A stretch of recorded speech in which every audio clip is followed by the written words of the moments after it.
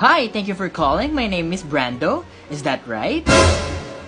Are you alright?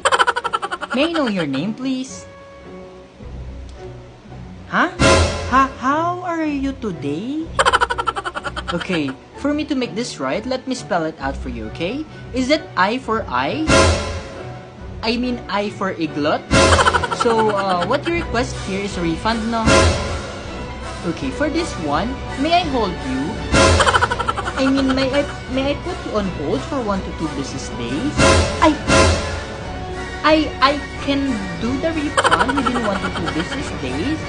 So when you called us before, you had your replacement, diba?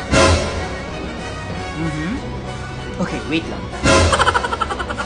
I'm still here. I'm still here. Once again, my name is Brando. Thank you for shopping at Juvenes Customer Service. And I hope you enjoy the rest of your day and stay care. As soon as possible.